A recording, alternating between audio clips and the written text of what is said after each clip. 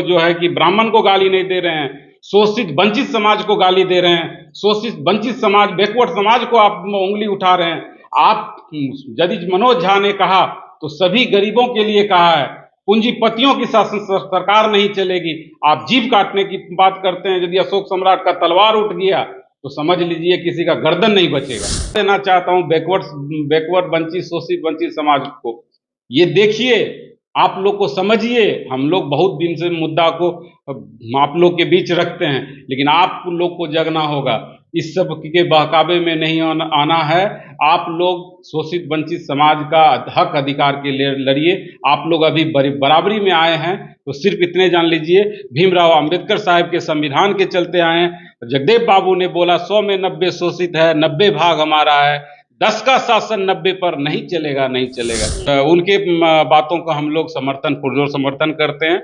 और ये कविता ये नहीं कि आज कल कविता बनाए, ये सदियों से कविता चल रहा है, ये वर्षों से कविता आ रहा है। उस टाइम से आप इस कविता को नहीं पढ़ा, और आज जब चुनाव का समय आ रहा है तो आप प्रोपेगेंडा फैला रहे हैं। आप आपस में दिखाना चाह रहे हैं कि हम जो है कि हम राजपूत का नेता तो हम ब्राह्मण का नेता। बीते कुछ दिनों से ब्राह्मण और राजपूत के बीच जंग छिड़ा हुआ है। मामला क्या है, चलिए आपको पूरा बताते हैं। जब संसद में महिला बिल पारित हो रहा था, तब मनोज झा ने संसद में एक कविता सुनाई। कविता था ठाकुर का कुआं। अब वो कविता क्या था, चलिए आपको पढ़कर सुनाते हैं। चूल्हा मिट्टी का, मिट्टी तालाब की, तालाब ठाकुर का, भूख रोटी की, रोटी बाजरे की, बाजरा खेत का, खेत ठाकुर का, बैल ठाकुर का, हल ठाकुर का, हल की मूठ पर हथेली अपनी, फसल ठाकुर की, कुआं ठाकुर का, पानी ठाकुर का, खेत खलिहान ठाकुर का, गली मुहल्ले ठाकुर का, फिर अपना क्या। ये था कि किस तरीके से जो है निचली जाति के लोगों को दबाया जाता है, फॉरवर्ड जाति जो है बैकवर्ड जाति को किस तरीके से दबाते हैं। अब इस पर क्या है, मनोज झा जो थे वो इस तरीके से अपना जो है सांसद में अपना ये कविता सुनाए, ताकि ये जो है जातिवादी सोच जो है वो हटाया जाए। लेकिन इस पर अब जो है विवाद छिड़ गया है राजपूत और ब्राह्मण के बीचों में कि मैं बड़ा हूं, मैं बड़ा हूं, और इस तरीके का कविता क्यों लिखा गया। आपको बता दें कि कविता जो है बहुत साल पहले ओम प्रकाश वाल्मीकि जी के द्वारा लिखा गया था, लेकिन अब विवाद छिड़ा हुआ है। इस पर बात करने के लिए हमारे साथ राकेश सिंह कुशवाहा जी हैं, और आपको बता दें कि इनके जो दादाजी थे बैकवर्ड समाज के पहले बिहार के सीएम रह चुके थे, और उनको भी ये सारी जातिवादी जो रूढ़िवादी जो सोच है उनको भी सामना करना पड़ा था। इन सारी चीजों के बारे में बात करेंगे कि इस तरीके से जाति में हमारा जो है समाज घिरा हुआ है। तो सबसे पहले राकेश जी, आपका बहुत बहुत स्वागत है हमारे चैनल में। आपको भी, आपकी जनता को बहुत बहुत धन्यवाद, प्रणाम। अभी जो आप देख रहे हैं कि एक जो है गर्मा गर्म का माहौल अभी छाया हुआ है राजपूत और ब्राह्मणों के बीच में, जो मनोज झा ने सांसद में कविता पढ़कर सुना, इस पर क्या आपका राय रहेगा? देखिए, मनोज झा जी जो राज्यसभा के सांसद हैं और राज्यसभा में जो वो आवाज उठाए, ये देखिए उनके आरजेडी पार्टी के वो हैं राज्यसभा सांसद। और सबसे बड़ी बात है, उसने जो कविता के माध्यम से बतलाने की कोशिश किए थे, उनका कहना था कि जो पूंजीपति सरकार चला रही है, ब्राह्मणवादी व्यवस्था सरकार चला रही है, और जो गरीब गुरुओं को शोषण करने का काम कर रहा है, वैसे अमीरजादों ने जो गरीब शोषित वंचित समाज पे दमन करने का कोशिश कर रहा है, दमन कर रहा है, वैसे ठाकुरों को, अपने अंदर ठाकुरों को मारो। मतलब आज देखिए कि पूंजीपति ही सरकार चल रही है, जुडिशियल सिस्टम चला रही है, और जितने भी प्रशासनिक में है वो भी एक से एक स्वर्ण जाति में, ब्राह्मणवादी व्यवस्था में एक से एक लोग है जो ठाकुर है। वो सभी जाति को बोले थे, सभी जाति के अंदर में जो ठाकुरों है उसके अंदर जो ठाकुर है उसको मारो। इसको गलत वे में लेके ब्राह्मणवादी की व्यवस्था के शिकार हैं हमारे राजपूत के नेता बनना चाह रहे हैं आपको आनंद मोहन जी। अब वो उनका कहना है कि जीभ काट देंगे। हाँ, वो बोल रहे हैं कि अगर मैं वहां रहता तो मनोज झा का जीभ जो है नोच लेता, जीभ काट। हाँ। तो एक बात आप साफ जान लीजिए कि हम लोग पहले समझते थे, जब उनकी पत्नी थी लवली आनंद जी, चेतन आनंद उनके पुत्र थे, तो परिक्रमा कर रहे थे हर पार्टी में जा जाके कि मेरे पति निर्दोष है, छोड़ दीजिए, छोड़ दीजिए, मिन्नत मांग रहे थे। तो हम लोग को भी दया का एक भावना आ गया कि सही में हमको लगता है कि आनंद मोहन इस निर्दोष में फंसाया गया। लेकिन इस बयान में आप बता दीजिए कि ये बयान बैकवर्ड शोषित वंचित समाज के लिए मनोज झा जी ने बोले थे। उस आवाज को बंद करने के लिए इसने कह रहा है कि जीभ काट देंगे। ऐसे मानसिकता लोगों मानसिक अपराधी को हम लोग सीधा जानते हैं कि ये लोग जो है कि स्पष्ट होता है कि कुंदन कृष्णन का हत्या करने में ये अहम रोल था और आपराधिक छवि था और आपराधिक छवि है। लेकिन इस सुशासन के सरकार में ये जो जीभ काटने की बात है, ये सरकार ये जीभ काट नहीं पाएंगे और ना तो इनका चलेगा। और मैं बता देना चाहता हूं कि पहले के जमाने में आप जान लीजिए कि जब हमारे दादाजी मुख्यमंत्री बने, बिहार के छठा मुख्यमंत्री बने, जब वहाँ उस समय क्या होता था, कोई भी पद हो, आप आईएएस हो, आईपीएस हो, जुडिशियल सिस्टम हो, जज हो, थाना प्रभारी हो, आईएएस हो, आईपीएस हो, कोई भी ऊंची जाति के लोग ही बनेंगे। कोई नीचे जाति के, कोई यादव, कोयरी, कुर्मी, दानव, मंडल, कमर, कोई भी लोग नहीं बन सकता था। ये मानसिकता था। तो उस टाइम जब मुख्यमंत्री बन के ही गए तो दादाजी बतलाते थे कि जो मेरा कुर्सी था वो हटा दिया गया, जो समानतावादी लोग था वो हटा दिया सीएम होने के बावजूद। हाँ, सीएम। उसके बाद वैसा ही कुर्सी दूसरा बना के लगा दिया। तो जब उनका पीएस उनके कान में बोले कि सर जो कुर्सी था ना सीएम का वो हटा दिया, दूसरा कुर्सी बैठा आप लगा दिया, तो कुछ ये क्यों? तो ये छुआछूत ना लग जाए, छुआछूत ना हो जाए। उस टाइम छुआछूत का चलता था, छुआछूत ना हो जिस चलते तो तुरंत फिर जो उस प्रकरण में था सबको सस्पेंड किए। सस्पेंड करने के बाद फिर कुर्सी मंगवाए, उस टाइम फिर कुर्सी बैठे। उस टाइम से अछूत छूत का खत्म हो गया। बैकवर्ड का पहला मुख्यमंत्री बने थे।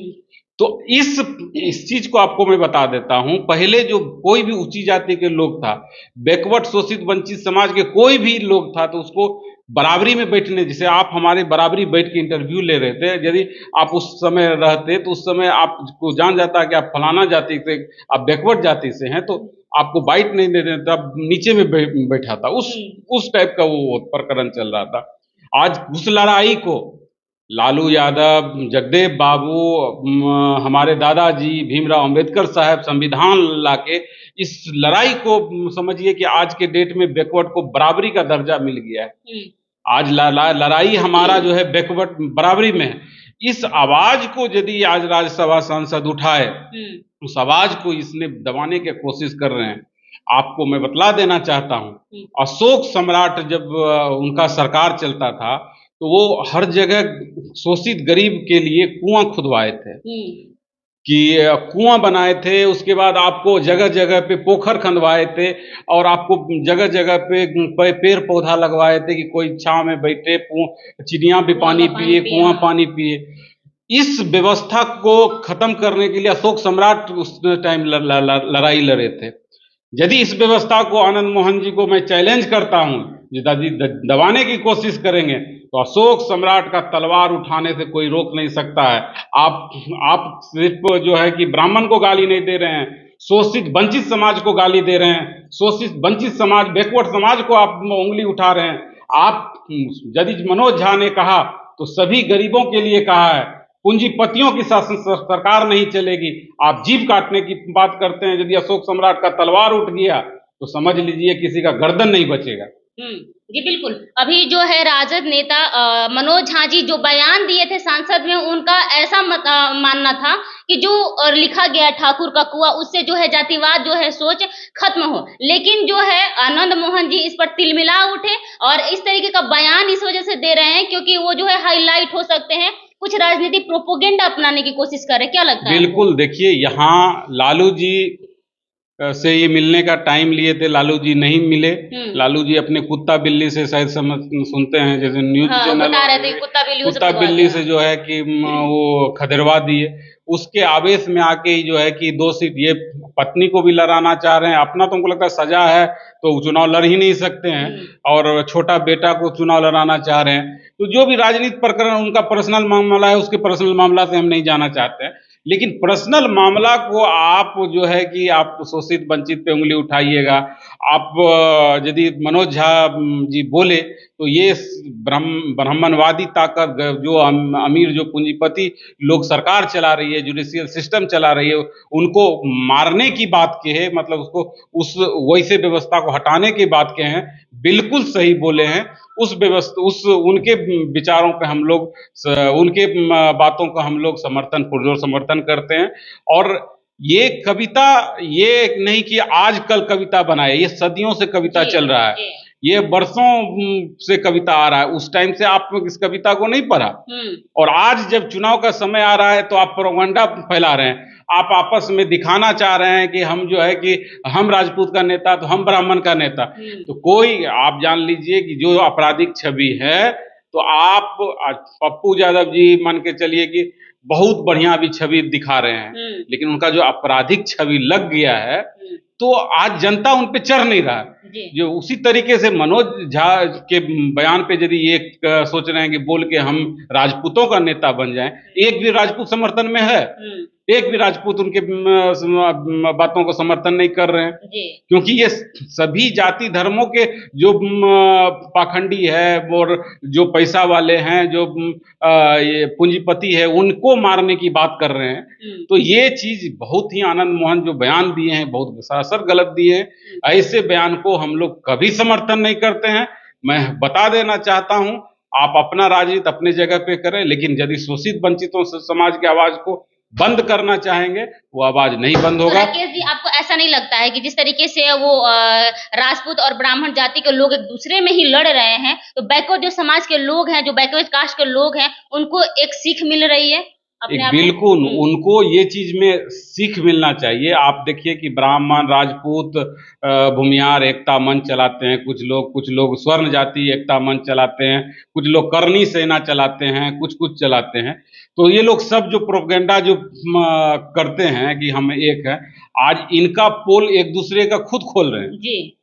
ब्राह्मण जाति के लोग कुछ राजपूत का खोल रहे हैं, राजपूत। आप देखिए कि पहले जो जाति प्रथा था, वर्ण व्यवस्था था, वर्ण व्यवस्था 4 वर्ण था। अब बताइए कि मुंह से ब्राह्मण पैदा हो गया। अब आप ये वर्ण व्यवस्था के बाद कर्म के आधार पे जाति को बांटा गया, जो कर्म काम करता था उसके आधार पे जाति व्यवस्था में बांटा गया। तो जाति को बांट के ये लोग किया। और उस समय जान लीजिए जो बैकवर्ड शोषित वंचित समाज के लोग थे, उनको मंदिरों में घुसने नहीं देता था, ओम का जाप करता था तो जीभ काट देता था। तो ये से प्रथा चल रहा था। ब्राह्मण जो लिख दिया वही शासन चलता था। ब्राह्मण कितना भी पाप कर ले, वो पापी नहीं होगा। और जो बैकवर्ड समाज के लोग कितनों भी पुण्य का काम कर ले तो वो पुण्य के हकदार नहीं हो। इस तरीके से प्रथा चलता था। उस प्रथा को बैकवर्ड के नेता अमर शहीद जगदेव बाबू, हमारे दादाजी बिहार के सीएम रह चुके सतीश बाबू, भीमराव अंबेडकर साहब इस प्रथा को हटाने में अहम रोल किए, कितना त्याग दिए, कितना बलिदान दिए। तो मैं बता देना चाहता हूँ बैकवर्ड वंचित शोषित वंचित समाज को, ये देखिए, आप लोग को समझिए। हम लोग बहुत दिन से मुद्दा को आप लोग के बीच रखते हैं, लेकिन आप लोग को जगना होगा। इस सब के बहकावे में नहीं आना है। आप लोग शोषित वंचित समाज का हक अधिकार के लिए लड़िए। आप लोग अभी बराबरी में आए हैं, तो सिर्फ इतने जान लीजिए, भीमराव अंबेडकर साहब के संविधान के चलते आए हैं। जगदेव बाबू ने बोला 100 में 90 शोषित है, 90 भाग हमारा है, 10 का शासन 90 पर नहीं चलेगा, नहीं चलेगा। इतनी बड़ी लड़ाई को हम लोग कितना बलिदान दे के कायम किए हैं। तो इस ऐसे पाखंडी ब्राह्मणवादी को तलवार से जवाब दीजिए। लात का जो बात से नहीं समझे उसे लात का जवाब दीजिए। बहुत बहुत धन्यवाद जी। तो देखिए, अभी जो विवाद छिड़ा हुआ है, जो अभी जंग छिड़ा हुआ है ब्राह्मण और राजपूत के बीच में, वो तो आप सब देख ही रही हैं कि किस तरीके से लोग एक दूसरे में ही लड़ रहे हैं कि मैं बड़ा हूं, मैं बड़ा हूं। और इस पर हम लोगों ने आज राकेश सिंह कुशवाहा जी से बात किया।